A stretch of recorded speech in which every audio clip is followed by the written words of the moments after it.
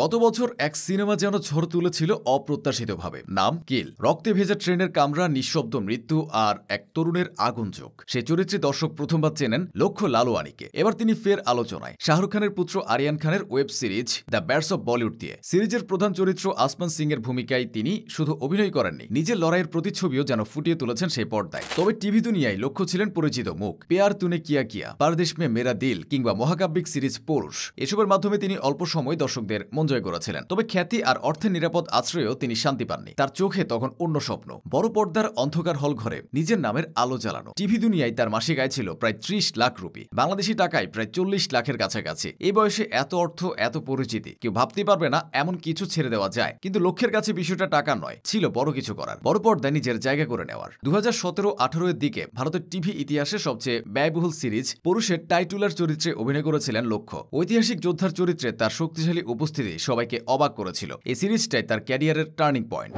এরপর বলিউডে অভিষেক হয় কিল সিনেমায়, নিখিল নাগেশ ভাট পরিচালিত, ধর্ম প্রোডাকশন ও শিখা এন্টারটেইনমেন্টের যৌথ প্রযোজনায়। রাঘব জুয়াল, আশিস বিদ্যার্থী, তানিয়া মানিকতলা সবাই মিলে বানিয়েছেন এক বেপরোয়া রক্তচোষা থ্রিলার। লক্ষ্য অভিনয় করেছিলেন অমৃত নামের এক সেনা অফিসারের চরিত্রে। তবে কিল পর্যন্ত আসার পথটা এতটা মসৃণ ছিল না। 2009 সালে করণ জোহরের ধর্ম প্রোডাকশনের সঙ্গে 3 ছবির চুক্তি সই করেন তিনি। প্রথম প্রজেক্ট ছিল দোস্তানা 2, কিন্তু মহামারীর থাবায় সেটি বন্ধ হয়ে যায়। এরপর বেধড়ক নামের রোমান্টিক ড্রামাতেও চুক্তিবদ্ধ হন, কিন্তু সেটিও ঝুলে যায় প্রযোজকের সিদ্ধান্তে।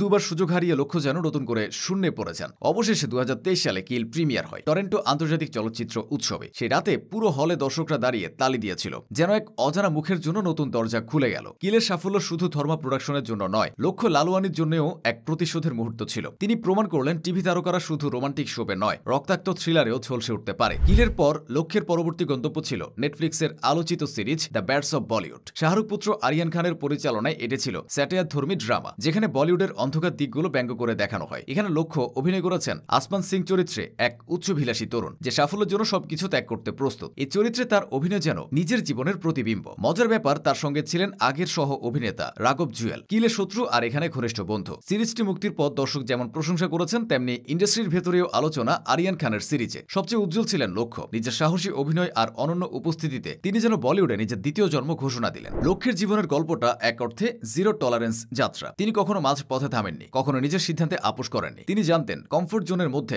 সৃষ্টিশীলতা মরে যায়। তাই প্রতিদিন নিশ্চিত বেতনের স্থায়ী খ্যাতি সবকিছুকে পাশে রেখে তিনি নেমেছিলেন অনিশ্চিত পথে। কিল ও দ্য ব্যাটস অব বলিউডের পর লক্ষ্যের দিকে এখন সবার নজর। সমালোচকরা বলছেন এই তরুণ অভিনেতা সে বিরল প্রজাতির, যারা প্রতিটি চরিত্রে নিজেদের নতুনভাবে আবিষ্কার করে। এখন তিনি কাজ করছেন বিবেক সরের নতুন প্রোডাক্ট চাঁদ মেরা দিলে, যেখানে তার সহ অভিনেত্রী অনন্যা পান্ডে। লক্ষ্য লালওয়ানির গল্পটা আসলে শুধু একজন অভিনেতার নয়, এটা সেই প্রজন্মের গল্প যারা স্বপ্নের পেছনে দৌড়ায়, যারা জানে ব্যর্থতাও শেখায়, আর সাহস ছাড়া কোনো জয়ের মানে হয় না।